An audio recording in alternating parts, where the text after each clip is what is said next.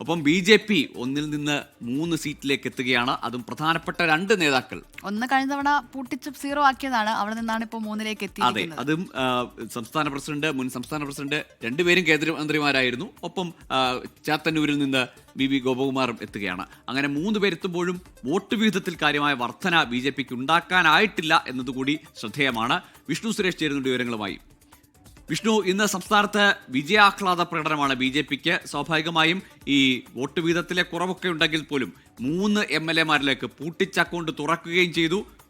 2 സീറ്റുകൾ കൂടുതലായി നേടുകയും ചെയ്തു. അങ്ങനെ 3 MLA-മാരുമായി, അതായത് പ്രധാനപ്പെട്ട നേതാക്കളുമായാണ് സഭയിലേക്ക് എത്തുന്നത്. പക്ഷേ 2020 കൂട്ടുകെട്ട് BDJSന് കാര്യമായ ചലനമുണ്ടാക്കാനായില്ല. അങ്ങനെ തുടർ ചർച്ചകളൊക്കെ ഉണ്ടാകും BJPയുടെ കാര്യത്തിലും NDAയിലും.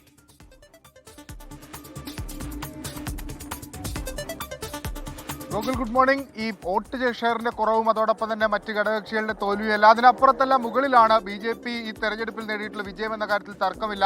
രാജീവ് ചന്ദ്രശേഖറിന് അഭിമാനിക്കാവുന്ന നിമിഷം തന്നെയാണിത്. കാരണം അദ്ദേഹം നേതൃനിരയിലേക്ക് എത്തുന്ന ഘട്ടത്തിൽ വലിയ വിമർശനങ്ങൾ പാർട്ടിക്കകത്ത് തന്നെ ഉയർന്നിരുന്നു. പ്രത്യേകിച്ച് പല മുതിർന്ന നേതാക്കളെയും പരിഗണിക്കുന്നില്ല.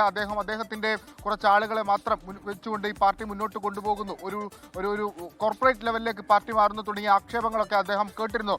അതിനെല്ലാമുള്ള മറുപടിയാണ് ഈ 3 സീറ്റ് എന്ന കാര്യത്തിൽ ഒരു തർക്കവുമില്ല.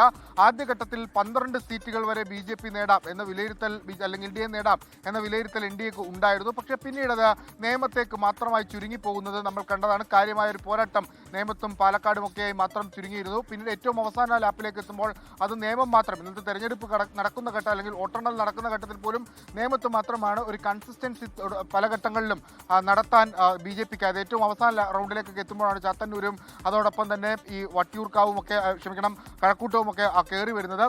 അതെന്തായാലും ഈ വോട്ട് ഷെയറിൽ വലിയ കുറവ് സംഭവിച്ചിട്ടുണ്ട്. കാരണം 2021 തെരഞ്ഞെടുപ്പിൽ 12%-ലധികം വോട്ട് BJPക്ക് നേടാനായിട്ടുണ്ട്, NDAക്ക് നേടാനായിരുന്നു. പക്ഷേ അത് 2026 എത്തുമ്പോൾ 11.42 ചുരുങ്ങുന്നുണ്ട്. അതിൻ്റെ ചില കാര്യങ്ങൾ, ഇപ്പോൾ FCRA പോലുള്ള നിയമവശങ്ങളൊക്കെ ഈ പ്രത്യേകിച്ച് തൃശ്ശൂർ പോലുള്ള സ്ഥലങ്ങൾ, തിരുവല്ല പോലുള്ള സ്ഥലങ്ങളിലൊക്കെ അല്ലെങ്കിൽ മറ്റിടങ്ങളിലൊക്കെ ഈ പാലാ പോലുള്ള സ്ഥലങ്ങൾക്കൊക്കെ തിരിച്ചടി ഉണ്ടായി. ന്യൂനപക്ഷ വോട്ടുകൾ BJP പ്രതീക്ഷിച്ചത്ര ക്രൈസ്തവ വോട്ടുകളൊന്നും കാര്യമായി തന്നെ BJPയിലേക്ക് എത്തിയിട്ടില്ല തുടങ്ങിയ കാര്യങ്ങളൊക്കെ ഉണ്ട്. അതിനോടൊപ്പം തന്നെ മറ്റ് ഷിഫ്റ്റുകൾ, ഈ അവർക്ക് നിരന്തരമായി വോട്ട് ചെയ്തിരുന്ന ആളുകൾ ഒരു പക്ഷേ ചില മണ്ഡലങ്ങൾ കേന്ദ്രീകരിച്ച് അതും ആ വോട്ടുകൾ മറ്റിടങ്ങളിലേക്ക് ഷിഫ്റ്റായി പോകാനുള്ള സാധ്യതയും കണക്കാക്കുന്നുണ്ട്. അതെല്ലാം അവർ വിശദമായി വിലയിരുത്തുമെന്ന കാര്യത്തിൽ തർക്കമില്ല. പക്ഷേ അതിനെല്ലാം അപ്പുറത്താണ് ഈ 3 സീറ്റുകളിലെ വിജയം. ആ വിജയം ആഘോഷിക്കാനാണ് അവരുടെ തീരുമാനം. കഴക്കൂട്ടത്ത് നിന്ന് V മുരളീധരൻ 20 വോട്ടിന് ജയിക്കുന്നു. അതോടൊപ്പം അവരുടെ അധ്യക്ഷൻ നേമത്ത് നിന്ന് 4098 വോട്ടുകൾക്ക് ജയിക്കുന്നു. അത് വളരെ 5000-നോട് അടുത്ത്, അതായത് ഒരിക്കൽ പൂട്ടിയ അക്കൗണ്ട് അത് വീണ്ടും തുറക്കുന്നു എന്ന് മാത്രമല്ല, അത് കേവലം നിസ്സാര ഭൂരിപക്ഷത്തിനല്ല, 5000-നടുത്ത് ഭൂരിപക്ഷത്തിലേക്ക് എത്തിക്കാൻ രാജീവ് ചന്ദ്രശേഖരനാകുന്നു. ഒപ്പം ഗോപകുമാർ ചാത്തന്നൂരിൽ നിന്ന് ജയിക്കുന്നു. അത് 3ഇടത്തും ഇടതുപക്ഷ പ്രസ്ഥാനങ്ങൾ അവരുടെ സിറ്റിംഗ് സീറ്റായിരുന്നു.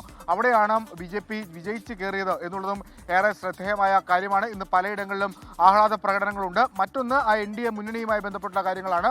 19 ഇടങ്ങളിലാണ് 2020 മത്സരിച്ചത്. അതിൽ 9 ഇടങ്ങൾ എറണാകുളത്തായിരുന്നു. അവിടെ എങ്ങും ഒരിടത്തിൽ 2020യുടെ കോട്ട എന്ന് വിശേഷിപ്പിക്കുന്ന കിഴക്കമ്പലത്ത് പോലും ഒരു ചലനവും ഉണ്ടാക്കാൻ സാബുവും ജേക്കബിനും കൂട്ടർക്കും ആയിട്ടില്ല എന്നുള്ളത് ഏറ്റവും പ്രധാനപ്പെട്ട കാര്യമാണ്.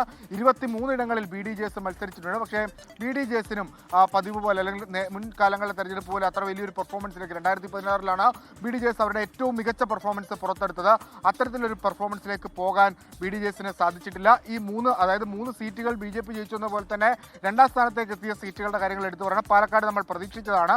പക്ഷേ സ്വാഭാവികമായ ഒരു വിജയത്തിലേക്കോ അല്ലെങ്കിൽ 2ാം സ്ഥാനത്തേക്കോ ഉണ്ടാവുമെന്നുള്ള കാര്യം ഉറപ്പായിരുന്നു. പാലക്കാടിന് പുറമെ മലമ്പുഴയും തിരുവല്ല അതൊരു പ്രധാനപ്പെട്ട സീറ്റായി മാറുന്നു. അവിടെ അനൂപ് ആന്റണിയെയും ഇറക്കുന്നു.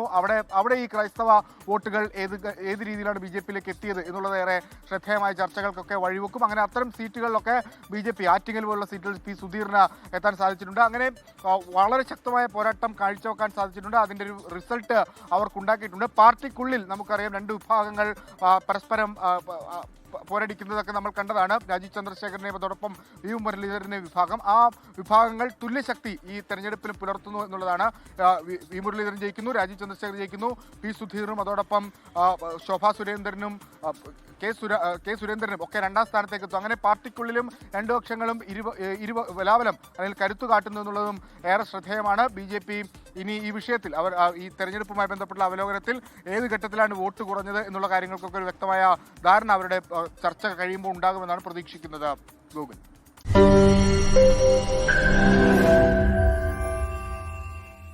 ലോകത്തെവിടെയായാലും ഏത് സമയത്തും 24 വാർത്തകളും ഓഗ്മെന്റഡ് റിയാലിറ്റി പാക്കേജുകളും എക്സ്പ്ലെയിനറുകളും വിശദമായി കാണാൻ ഞങ്ങളുടെ യൂട്യൂബ് ചാനൽ നിങ്ങൾക്ക് സബ്സ്ക്രൈബ് ചെയ്യാം.